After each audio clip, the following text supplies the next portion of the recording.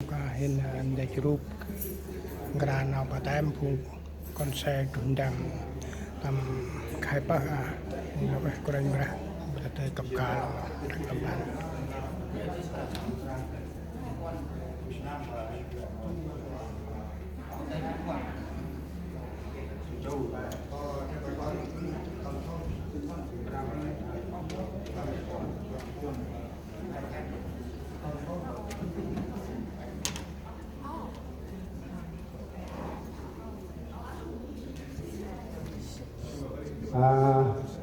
lẽ ngôi ông nào hay bà phải đi bà tầm tông nghe cầu thấy thì được hẹn tàu một trái thì chơi mà hẹn tàu là phải bún trường nào có tên lót vừa ra tập trong áp bằng kia nào tu làm mùa tu đi nói han tập đẹp tàu vòng chỉ cắt phụ ăn tu đấy hay cái mà làm tại đây này cái mà kia nào tập tới nền dương vào màn ít let go to the kia grab out of the you have a pair clothes something with you okay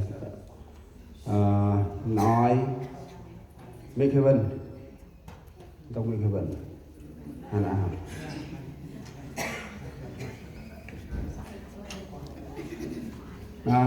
lâu bà bạn tân họ ao bà phụ hành là phòng phụ rồi một gấp đống và được lo hành được lo đi thì cái mà lôi cho nè hành ta họ ao và trong này là ngồi chỉ hay là bốn tay tám. Good morning. You guys excited? Excited? You guys bring all your clothes today? All the chain clothes? Chỉ đi lo cho bốn tay chỉ để hành là bậc tam bậc thi đi. We will have our service over here, but then get baptized. Lẽ ngồi cái này nói chỉ để hành lực ro cho trong pung nè, nó hay là pung. After baptized, you guys come in the room changing. Chỉ để hành là cấp thu hay. And then after that, come the pastor one by one. Lo chỉ đi bu nam chi này lúc set thi ta khảo trong á. And then after that, you change, go outside, change your clothes. Nè nào cũng vậy tình lo mà hè cả năm sau mỗi á. That is the one that I just want to remind before we had our service. Là ngôi hè bu nam một cái big man được. Anyone here don't have a good sleep last night? Bu nam irui ngàn. Who is worrying? Kia đông đi mồ lại bị mâm bắp tem đi ở tại mâm chi. Anyone here worry last night? Can't sleep? Ok, lão ăn prime ram lão ăn là ngôi lão chào mình đâm là program tôi có tí tái một là họ chọn cái gì mà tại cái prime chọn ba can thì đẹp cái gì đâu thì là chào anh đâm là program. I give thanks to the Lord. I give thanks with everybody that's here right now. The person that leads in service coming up. Program buồn rồi á, thì hay Brazil màu phải chít mà máy.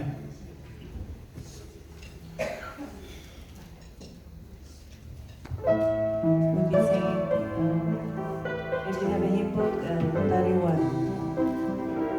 Everybody rise. We honor God with our heart. We ask the Holy Spirit to come within us, because He's the one that gives us joy, peace, and love. Let's ask Him to come into our heart this morning while we worship Him with this song. Oh, Holy Spirit, come.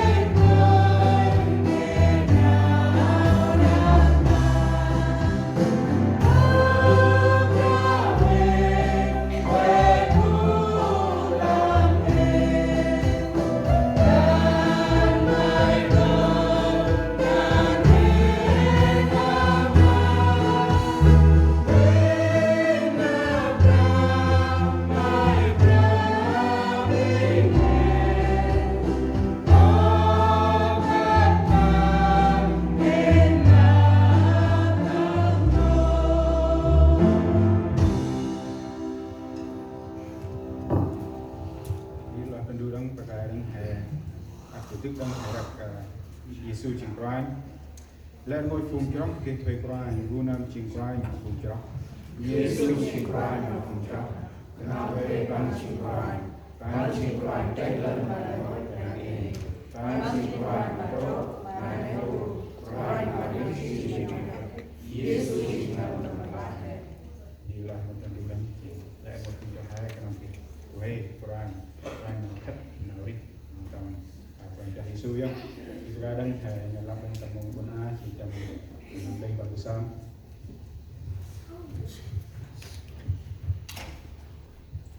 Lệ một bồn bà tầm con mày script ba an ba bồn phụ con tầm áp màu đà là quá mà đàng quá ân bồn phụ con tầm áp ngắp ôi áo dương bác mà quảng bà ở trên tờ ngoài tầm nghi ra mai ta sao lọt à chỉ là áo ôi áo là bơ lơ bơ chỉ khay bơ trơn ra nào bắt tem kia chích mà ram phù trọc mày biên khăn băng mà huyên ra mày rồi lại ngồi phù cho rong ôi áo mà nào tập bằng dan bước ra đu cũng gel program hiện trường kata ít anh tự tin lên mà huyên ra mày tầm lãnh nào can anh tự quay mắt ra đu nào quay tầm lãnh nào tiếp tầm lãnh nào grip anh ring ti kata nào hiện tiếp mô tầm tiêu bài nào vài bài với các con đâm leo